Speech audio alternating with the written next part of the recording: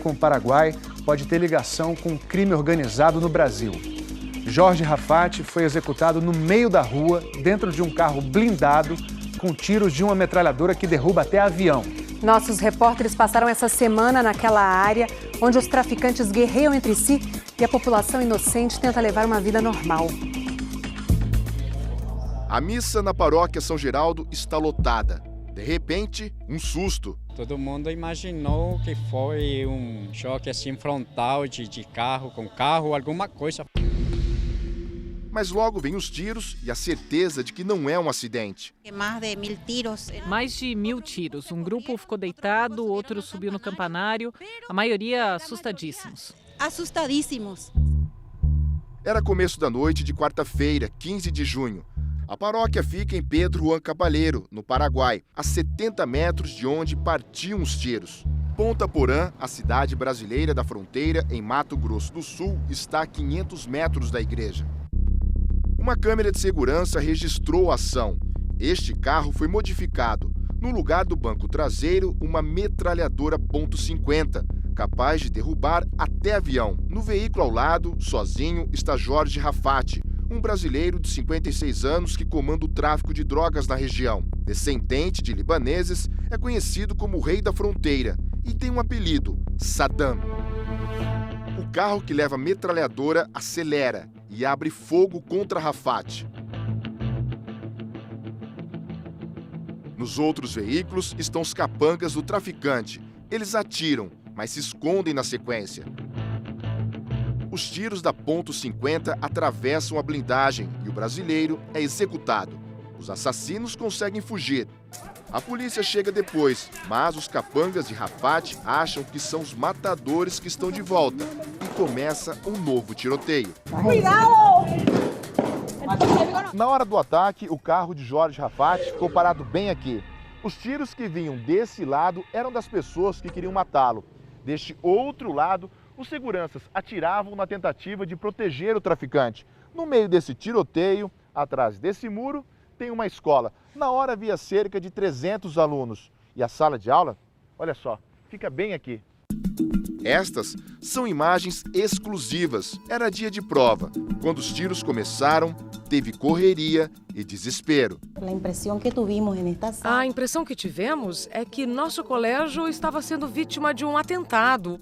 Qual a reação dos alunos? O que fizemos foi trancar a porta. O que fizemos foi trancar a porta e deitamos todos no chão. A professora de geografia que leciona há 5 anos aqui chamou a polícia. Há enfrentamento entre bandidos. A polícia, por favor, se alguém chama a polícia. A professora de espanhol, que há 10 anos dá aulas à noite, conta que já tinha ouvido tiros antes, mas nunca desse jeito. Máximo 5 ou 6 disparos e termina. No máximo 5 a 6 disparos. Dessa vez foi coisa de filme. Um suspeito de matar o brasileiro Rafati foi baleado e está internado em estado grave. Agora, durante o dia, dá pra gente ter uma ideia melhor da potência dos tiros. Só que foram 3. Nesse, um pedaço do concreto foi embora. Depois da execução, empresas de Rafati foram incendiadas. Ele tinha vários negócios no Paraguai, entre eles esta loja de pneus. Rodando pela região, a gente percebe que a segurança foi reforçada dos 2 lados da fronteira. Essa é uma das rodovias de acesso à Ponta Porã e aqui um grupo de elite da Polícia Militar faz uma operação na tentativa de encontrar drogas e armas. Pela manhã, o resultado. Os policiais encontraram 1,5 toneladas de maconha. A droga ia do Paraguai para o Paraná. 4 suspeitos foram presos. Aqui, uma rua separa Pedro Juan Caballero de Ponta Porã. Ponta Porã tem 90 mil habitantes. Pedro Juan Caballero tem quase 200 mil habitantes. Não existe nenhum impedimento de entrada do Paraguai no território brasileiro, nem do brasileiro em território paraguaio. 4 dias depois do assassinato do Rei da Fronteira, policiais trocaram tiros com um grupo que estava neste carro.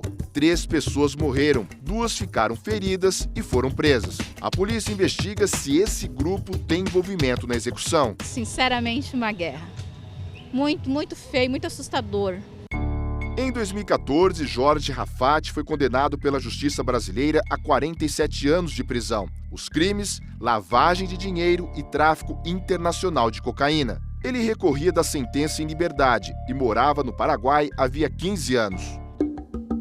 Paraguai é um grande produtor de maconha e uma das principais rotas para a entrada de drogas no Brasil. Segundo as investigações, não é de hoje que criminosos queriam matar o rei da fronteira e assumir o controle do tráfico. Em março passado, rivais iriam atacar Rafat usando este carro forte. A polícia paraguaia trocou tiros com os bandidos, que acabaram fugindo. E agora? Quem matou o rei do tráfico com uma metralhadora que derruba até avião? A principal suspeita é de que a ordem tenha partido de uma das maiores quadrilhas do Brasil, chefiada por Marcos Camacho, o Marcola. É uma disputa de poder. É um grupo tentando assumir a estrutura, as rotas de outra organização. As investigações indicam que o bando de Marcola já controla o tráfico em outras regiões do Paraguai. A gente estava gravando aqui em Pedro Juan Cabaleiro, de repente uma movimentação muito grande da polícia paraguaia, todo o quarteirão foi cercado. A suspeita é de que esta casa tenha sido usada como esconderijo dos matadores antes da emboscada contra Rafat. Mas não havia mais ninguém quando a polícia chegou. Ao Fantástico, o comandante da polícia paraguaia falou em união de forças. O crime organizado não tem fronteiras. Estamos convencidos que temos que trabalhar em equipe. E essa é a intenção, tanto do Brasil como do Paraguai. Só este ano, 36 pessoas foram assassinadas em Ponta Porã. Mas, andando pela fronteira, percebemos que a maior parte da população não alterou a rotina. 90% dos homicídios são diretamente ligados ao tráfico de drogas. A população que é ordeira, que é trabalhadora, não se preocupam com isso. Em Pedro Juan tem muita gente boa, trabalhadora. O padre Castulo está na paróquia São Geraldo há 3 meses. Era ele quem celebrava a missa na hora da execução de Jorge Rafat. A droga é um flagelo que está judiando da sociedade, da família, em toda parte, não só em Pedro Juan. Na escola paraguaia, o brasileiro que se tornou o rei do tráfico virou tema de aula. É uma forma de abrir os olhos dos alunos. Não devem entrar num caminho equivocado. O estudo é o único caminho para que possam seguir adiante e não entrar na marginalidade.